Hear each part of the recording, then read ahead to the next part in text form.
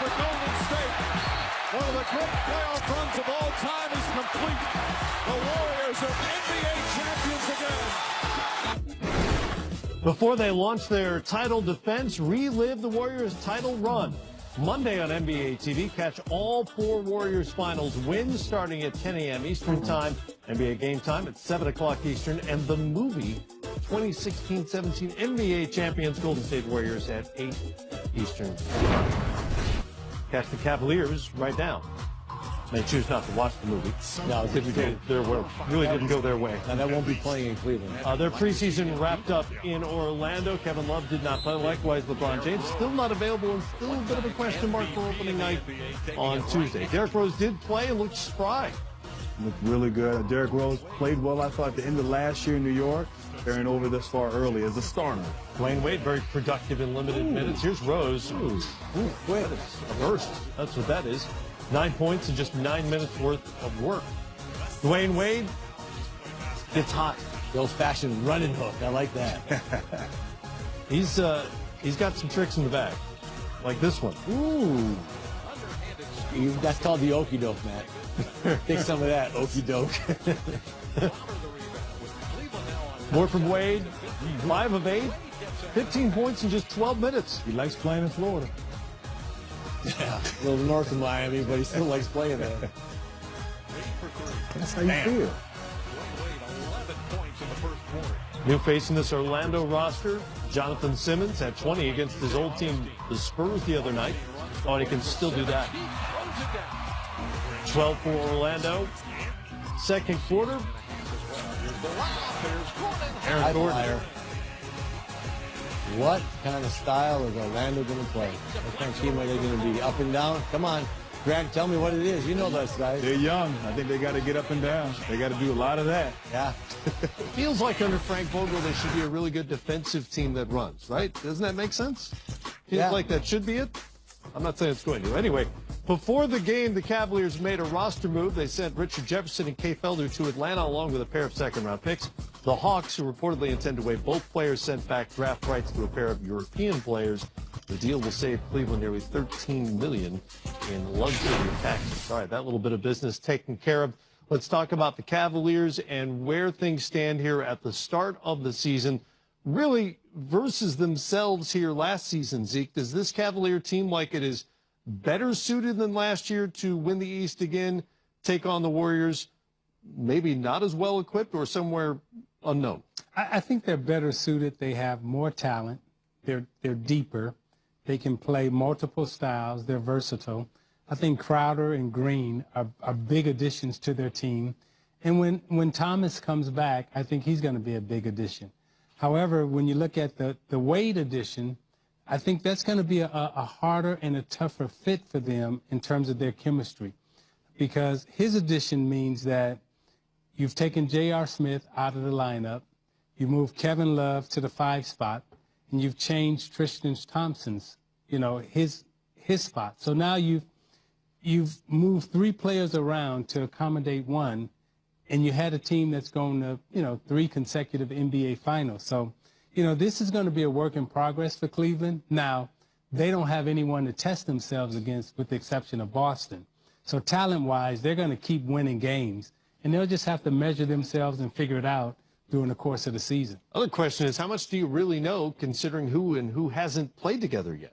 Yeah, I mean, Isaiah Thomas's health is going to be huge for that team. But to me, when I look at Cleveland, it's their defense. What's going to be their identity? What are they going to be? I think with Crowder and Green and LeBron and JR, they could be a team that switches a lot of stuff and gets up into people and be aggressive. I mean, hey, Crowder likes to tangle and likes to get in people. Let those guys loose defensively, man. Try to get steals. Just get a defensive identity. Like, I always thought that if you walked into Cleveland, you went like, ooh, I don't want to play these dudes. You'd really have something. I think you play Cleveland now. You go, all right, well, they're going to score. We're going to score. Let's have a good time out here tonight. Right. They've got to change that up if they want to beat the Warriors. You got to get a nasty mindset and a nasty mentality to go out there and beat Golden State. They were a good defensive team just a couple of years ago, 22nd in the league in defensive rating last year. The J.R. Smith thing is fascinating. He's speaking out about the fact that he's not real happy about being displaced in the starting lineup. Is this going to be an issue? Well, it speaks to Isaiah's point. Now you insert Dwayne Wade. J.R. Smith really found his role, found a chemistry and a camaraderie with that unit, with LeBron stretching the floor, playing great basketball. I think in the playoffs you've seen him hit big shots, win games in series for the Cavs, and now he's unhappy. And so as Isaiah said, they got to sort through that. They're going to have to work through that. They're good enough to beat everybody in the Eastern Conference, but it's going to take some time because Dwayne Wade is a different style of player. Right. And now you put him in there, and everyone's role is changing a bit. I do think, though, one thing that I do like, a few years ago, Dellavedova, backup point guard, they missed him last year. Mm-hmm. LeBron, as a result, had to play more minutes. Then when Isaiah Thomas comes back, Derrick Rose with that second unit just gives him a different look. And I think that was one of the more underrated moves this summer, this offseason, bringing in Derrick Rose, who I thought finished the season well last year in New York. Now he's healthy. He doesn't have all this pressure of the contracts, doesn't have to play heavy minutes, in the second half of the season. But now you put him with that second unit. Could be pretty interesting. So we're not going to hear LeBron telling anybody who will listen he needs a playmaker in January. At least until Thomas comes back. Okay. Well, on paper, the Rockets sure look better than they were last year. Certainly at the top end of the roster, talent-wise. They spent quality time with the Spurs on Friday night.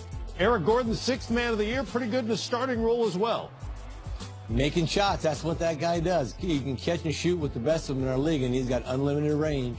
Starting in place of Chris Paul, banged up his knee the other night. Gordon, 19 points in the first half. LaMarcus Aldridge, Zeke, this had the feel of a game where the Spurs wanted Aldridge to get into the regular season feeling good about himself. He got a ton of touches. Yeah, and I thought the Spurs did a good job in this last exhibition game, just in terms of making sure that they got their main guys the type of rhythm that they wanted to have. And Aldridge was the guy that they wanted to feature. And I also thought Rudy Gay gave them some good minutes also. So they got two of their guys rolling. L.A. had 14 in the first half. Here's James Harden doing what he does so well. Going right. You don't see James go right much. Well, I might getting fouled, but yeah. He did go to his right, though, to do it. Manu Ginobili to Joffrey Laverne. Landed in San Antonio in the offseason. Then Manu. Ooh. Crossover. Go to work on him, Manu. Hey, Manu's 40 years old. Sure. Yeah. 40 years old and bald. I remember when he was 20 and had long hair. Aldridge finished 12 of 21, 26 points, 10 boards. Here's Rudy Gay. He had 14.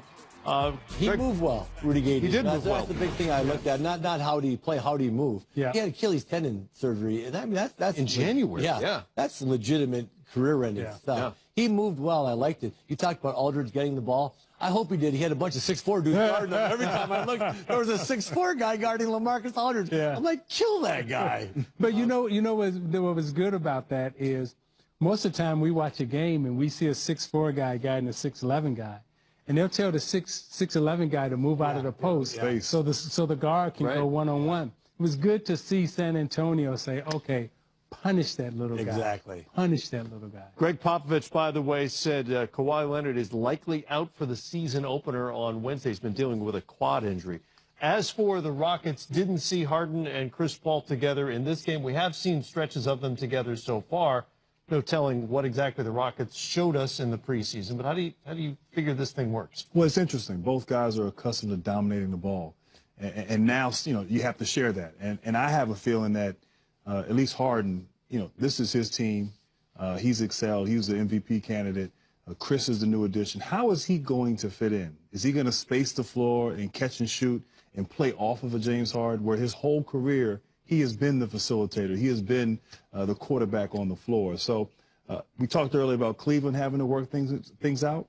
These two guys are going to have to figure out. And if they can learn to sort of share and coexist and share responsibilities, then I think it can make them better. But that's easier said than done when you're dealing with that type of talent and mentality. I mean, it feels to me like skill-wise, each could do it and make the adjustment at different times. It's just a matter of accepting you're not going to have the ball in your hands all the time. You're right. Sometimes that's easier said than done. Coming up here on Game Time, Doug McDermott had the preseason finale feeling on Friday night. We've got McBucket's full highlights left.